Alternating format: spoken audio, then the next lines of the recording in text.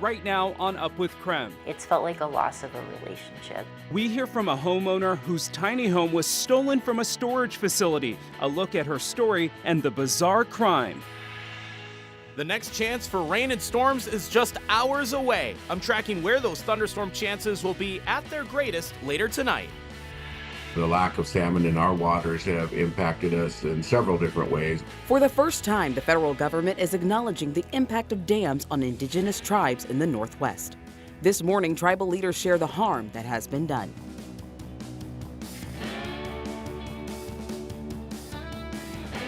Up with KREM begins now.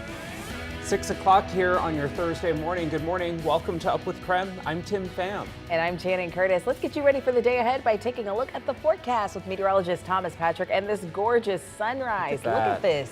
It's beautiful out there this morning, Thomas. Always beautiful, though. It really is.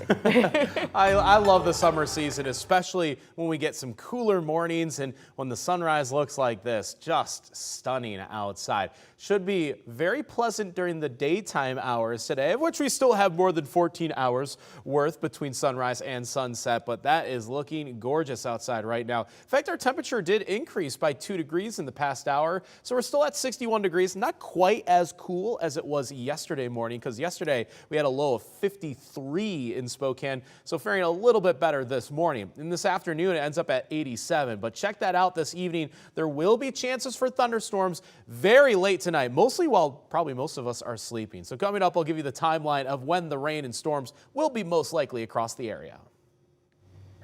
As you wake up and head out the door this morning, we're taking a live look at I-90 and Freya. We're keeping you up to speed on traffic conditions so you can get to where you need to be on time. We'll let you know if anything changes or slows you down on your morning commute.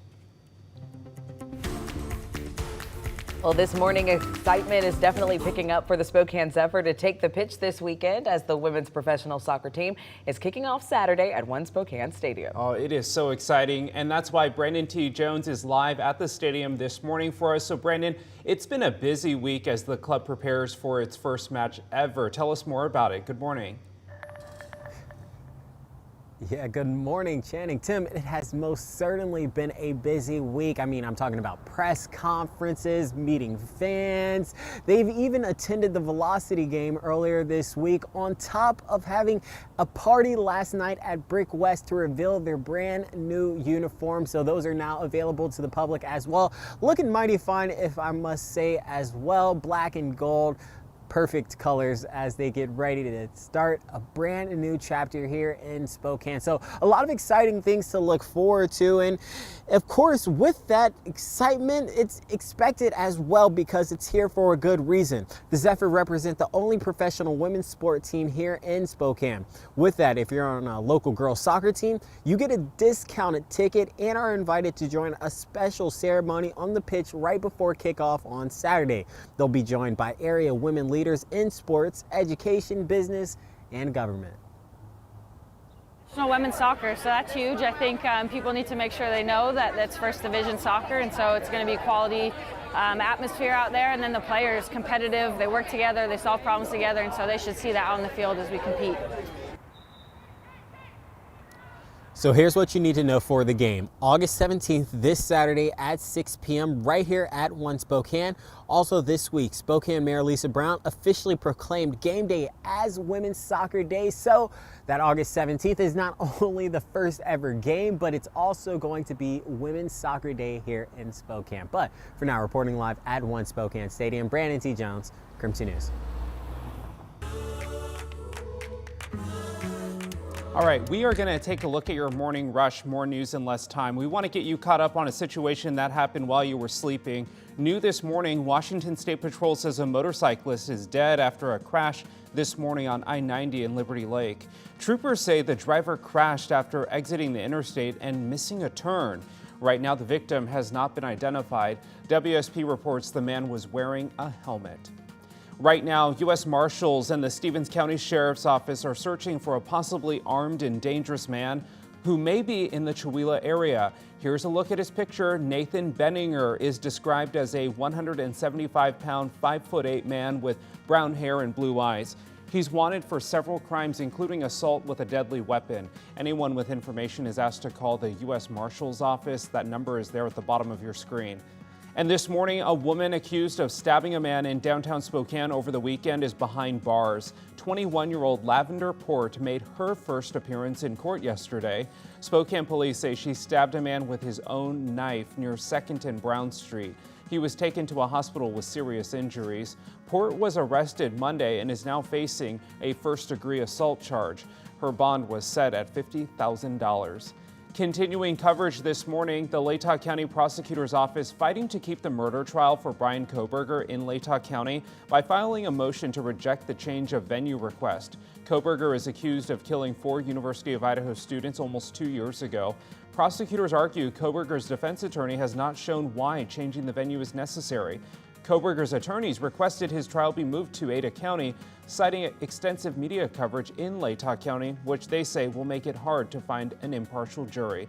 That's a look at your morning rush. Well, this morning, SeaTac says it will drop charges against dozens of protesters who blocked access to the airport for hours earlier this year.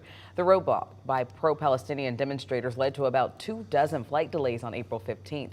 Yesterday, the city of SeaTac agreed to dismiss charges of disorderly conduct and failure to disperse. But at least one state representative disagrees with the decision. There are plenty of opportunities to peaceful protest. There are all the different channels that you can go to express your First Amendment rights. To do that does not include blocking people from their daily lives, travel, freeway, etc. The city says as part of the agreement, the defendants must complete 10 hours of community service or go 3 months with no new criminal violations.